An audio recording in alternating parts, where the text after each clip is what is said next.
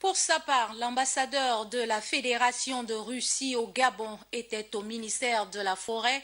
Il est allé remettre de façon symbolique son hôte Lee White un don d'équipement militaire pour aider notre pays à lutter contre le braconnage. Cabrel Guila-Lemami, Hervendi pour les détails. La lutte contre la criminalité environnementale est l'une des priorités des autorités gabonaises qui ont défini des orientations et des mesures susceptibles d'améliorer les capacités opérationnelles de lutte contre le braconnage. Au regard des difficultés que rencontrent les écogardes dans l'exercice de leur mission, la Russie, pays connu dans la préservation de la biodiversité, a pensé venir en aide au Gabon en octroyant ce don d'équipement militaire.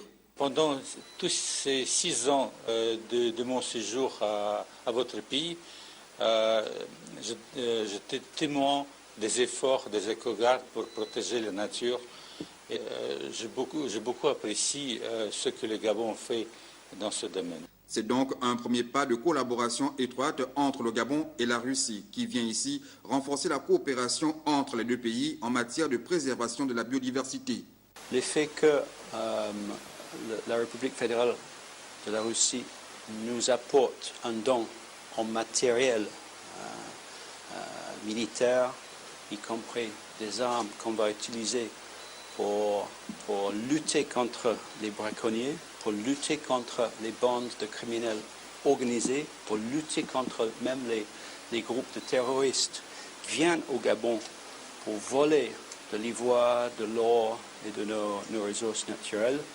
C'est quelque chose de très important pour nous.